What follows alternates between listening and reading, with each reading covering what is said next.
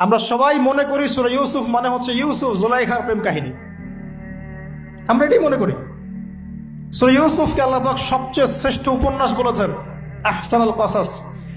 একটু গভীরভাবে পড়ে দেখবেন অর্থগুলো। এটা ইউসুফ জুলাইখার প্রেম কাহিনী নয়, এটা ইউসুফ আলাইহিস সালামের সাথে তার বাবার মহব্বতের কাহিনী। এটা পিতা আর সন্তানের মহব্বতের কাহিনী। এত মহব্বত যে সন্তান 20 বছর আগে হারিয়ে গেছে, যে সন্তান কূপ থেকে রাজপ্রাসাদে, রাজপ্রাসাদ থেকে জেলখানায়, জেলখানা থেকে আবার মিশরের গভর্নমেন্ট মানে পলিটিক্যাল পাওয়ার এসেছেন, বাবা কিন্তু এটা জানেন না। কিন্তু সন্তান যখন একটা জামা পাঠিয়ে দিচ্ছে, জামা, এই কমিজটা নিয়ে যাও আমার বাবার চোখে দিও, বাবা দৃষ্টি ফিরে পাবে। ওই কমিজ নিয়ে যখন কিছু মানুষ আসছে তার বাসার সামনে, তিনি বলছেন ইন্নী লাআজিদু রিহা ইউসুফ, আমি আল্লাহর কসম ইউসুফের গন্ধ পাচ্ছি।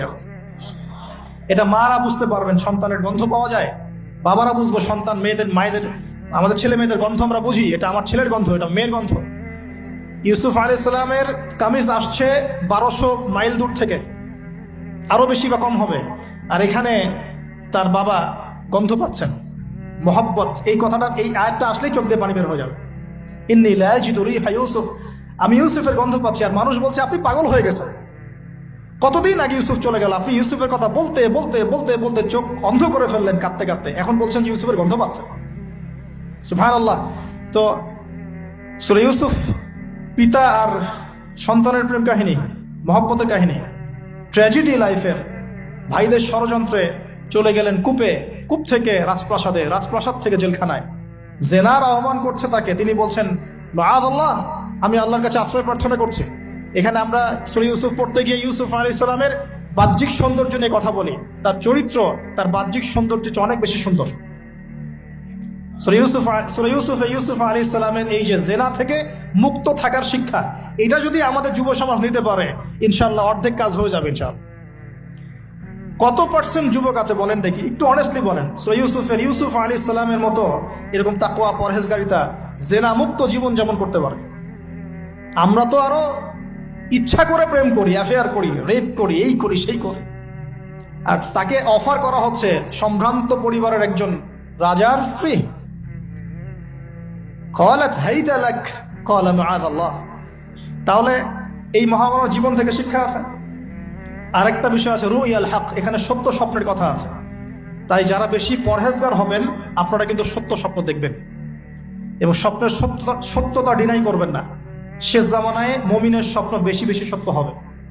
যদি সত্য স্বপ্ন দেখেন, ভালো স্বপ্ন দেখেন, প্রিয়জন, কোনো প্রিয় মানুষকে বলবেন। যদি দুঃস্বপ্ন দেখেন, খারাপ স্বপ্ন দেখেন, কাউকে বলতে যাবেন। এখানে পড়লে আপনি দেখবেন কাফেরের স্বপ্ন সত্যি হয়েছে। আরেকটা স্ট্র্যাটেজি আছে সূরা ইউসুফে, এর আগে একটা লেকচারে বলেছিলাম। ইউসুফ আলাইহিস সালাম এমন অর্থনৈতিক পরিকল্পনা গ্রহণ করেছিলেন যার ফলশ্রুতিতে মিশরের লক্ষ লক্ষ মানুষ দুর্ভিক্ষ থেকে বেঁচে গেছে।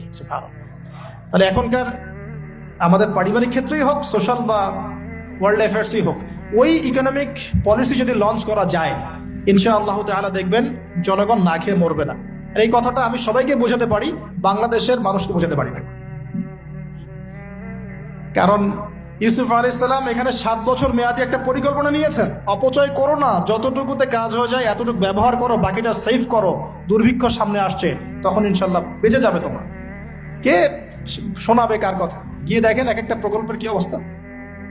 অপচয়ে সবচেয়ে টপ জাতি বাঙালি জাতি এখন, তারা ওয়ার্ল্ডের মতো। পানি অপচয়, গ্যাস অপচয়, তেল অপচয় বাদ দেন, এ বলতে গেলে অনেক সময় চলে যাবে। তাহলে সূরা ইউসুফ থেকে আমরা শিখলাম কি? রুইয়াল হক, সত্য স্বপ্ন, ক্যারেক্টার। আমরা শিখলাম এখানে চরিত্র পবিত্র রাখার ব্যাপার, শিখলাম পারিবারিক বাবা সন্তানের মহব্বত। এক্সট্রাঅর্ডিনারি মুসলিম হতে হলে এগুলো দরকার আছে।